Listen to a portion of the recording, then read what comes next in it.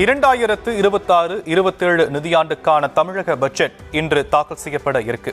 இந்த நிலையில பல்வேறு துறைகளில் தங்களுடைய எதிர்பார்ப்பை வெளிப்படுத்தியிருக்கிறார்கள். அதனை இப்போது காணலாம்.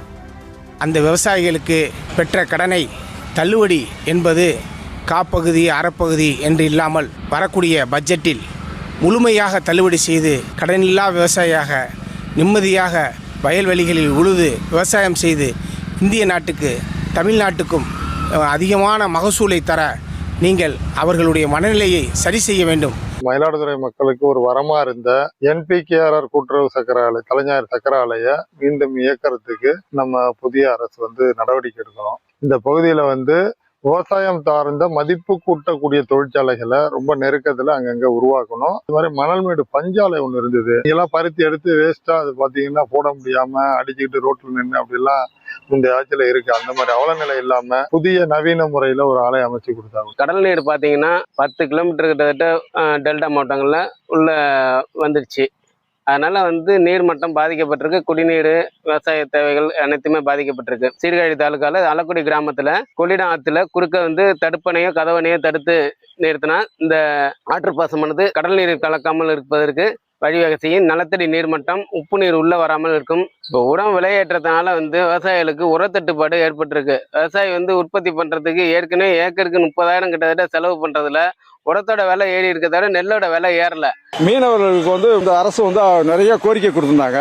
20,000 தடைக்காலத்து தரேன்னு சொன்னாரு. இது வரைக்கும் அது என்ன ஆக போகுதுன்னு தெரியல. மீனவர்களுக்கு ஒரு ஹெலிகாப்டர் தளம் அமைக்கணும், ரோந்து படகு வைக்கணும். மீனவர்களுக்கு தடைக்காலத்து 25,000, கடல்ல இறந்தா 25 லட்சம் தரேன்னாங்க. இது வரைக்கும் அந்த பட்ஜெட்லாம் தாக்கல் செஞ்சா மீனவர்கள் பெரும் உதவியா இருக்கும். ஏற்கனவே டீசல் விலை ஏறி போச்சு. மானியத்தையும் கூட்டி கொடுக்கணும். டீசல் கடலூர் துறைமுகத்தை கிடைக்கிற மாதிரி இந்த மீனவருக்கு வழிவகுத்து கொடுக்கணும் இந்த பட்ஜெட்.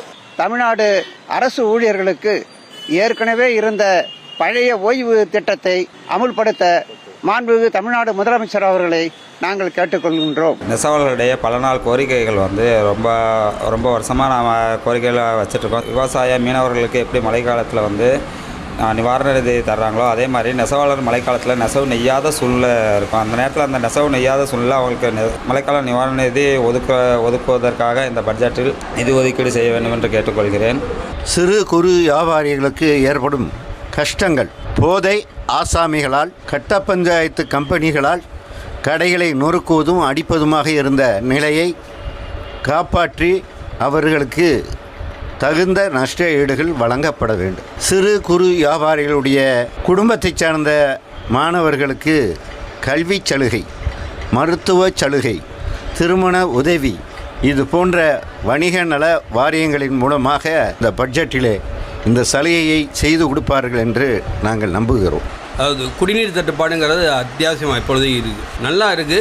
ஆனால் சீரமைப்பு இல்லாமல் இருக்குது. மின் தட்டுப்பாடுங்கிறது ரொம்ப அதிகமாக போயிடுச்சு. அந்த குறைபாடுகளையும் சரி பண்ணி கொடுத்தீங்கன்னா எங்களுக்கு ரொம்ப நல்லா இருக்கும். அதே போல் நகைக்கடை சார்பாக ஏற்கனவே உள்ள அரசுக்கு தாலி காசு மணிக்கு வரி விலக்கு கொடுத்துருந்தாங்க. இப்போ உள்ள முதல்வர் குழந்தைகளுக்கு ஒரு மோதிரம் கொடுத்தாங்க. ஸோ இந்த 4 உருப்படிகளுக்கும் வரி விலக்கு கொடுத்தா இன்னும் அந்த அரசு மேலே ஒரு நம்பிக்கை வைத்து நிச்சயமான முறையில் இந்த பட்ஜெட்டில் ஒதுக்கி கொடுத்தா நல்லா இருக்கும்ன்ற என்னுடைய.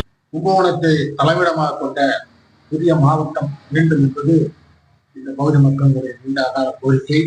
கடந்த கால ஆட்சியிலே பலமுனை வரிகள் உள்ளாட்சி நிர்வாகத்திலே அதிகப்படுத்தப்பட்டிருக்கிறது. பல மடங்கு உயர்த்தப்பட்ட வரிகள் எல்லாம் குறைக்க வேண்டும் என நாங்கள் எதிர்பார்க்கிறோம்.